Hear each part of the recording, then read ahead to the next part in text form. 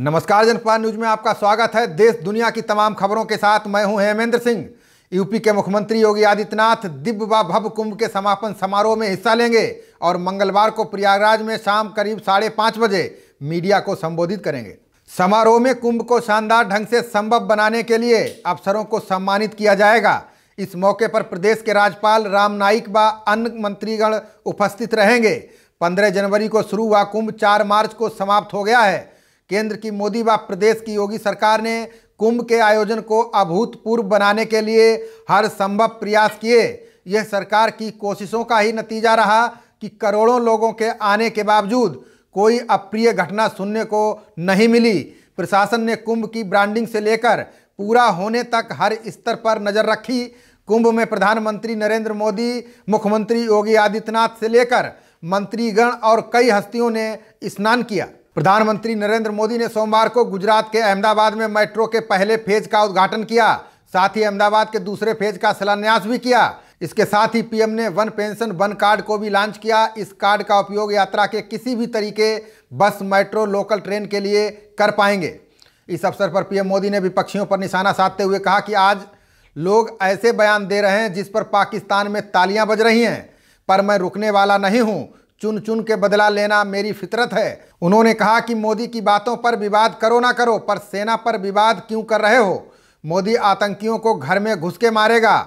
आप मोदी को जो बोलना है बोलो, पर सेना का मनोबल मत तोड़ो। पीएम मोदी ने कहा कि मैं इंतजार अब लंबा नहीं कर सकता। चुन चुन कर हिसाब लेना मेरी फितरत है। 40 साल से आतंकवाद हिंदुस्तान के सीने में गोलियां दाग रहा है, लेकिन वोट बैंक की राजनीति में डूबे लोग कदम उठाने से डरते थे। मुझे सत्ता की कुर्सी की परवाह नहीं है, मुझे चिंता मेरे देश की है। गृह मंत्री राजनाथ सिंह आज असम दौरे पर हैं। राजनाथ सिंह बोल्ड QIT परियोजना का उद्घाटन करेंगे। बोल्ड QIT परियोजना अंतर्राष्ट्रीय सीमा से लगी है।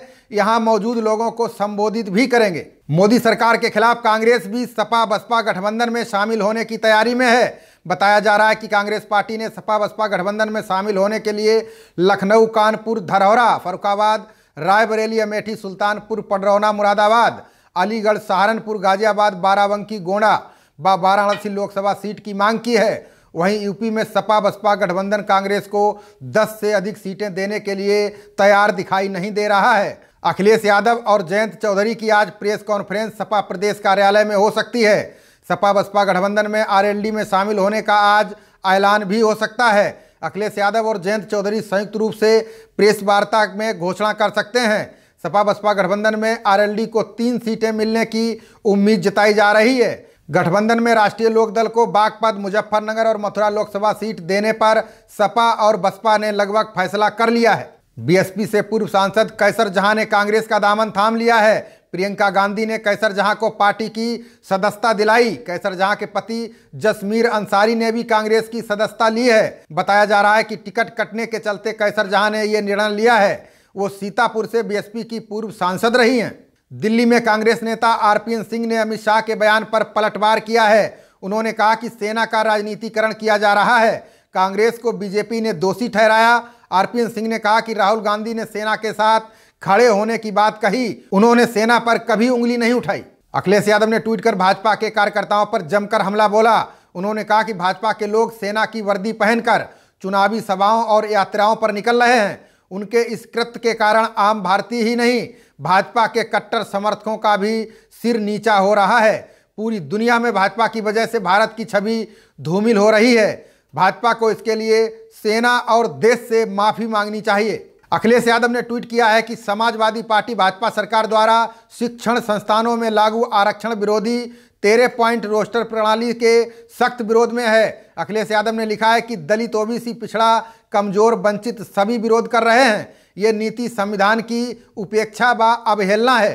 13 पॉइंट रोस्टर को लेकर आज सासाराम में भी भारत बंद समर्थकों ने पोस्ट ऑफिस चौराहा को जाम कर दिया। इसके अलावा केंद्र सरकार के खिलाफ उन्होंने जमकर नारेबाजी की। राजद विधायक डॉक्टर अशोक कुमार के नेतृत्व में बंद समर्थकों ने सुबह से ही पोस्ट ऑफिस चौराहा को जाम कर यातायात बाधित कर दिया।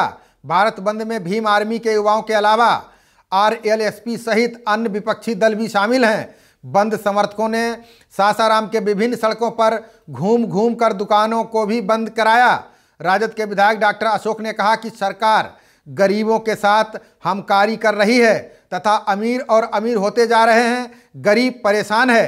सरकार की तमाम योजनाएं गरीबों का जीना मुश्किल कर दिया है।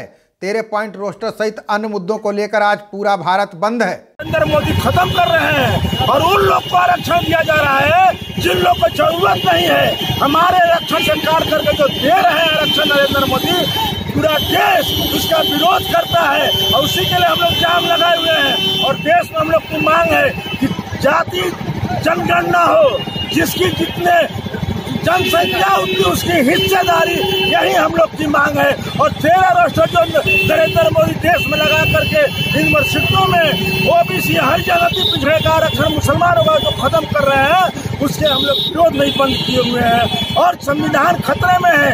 इस देश का जज मीटिंग करता है, प्रेस कॉन्फ्रेंस करता है 2 बजे रात को कि नरेंद्र मोदी का इंटरफेरेंस न्यायपालिका में है। देश दुनिया की खबरों के लिए देखते रहिए जनप्रवाद। नमस्कार।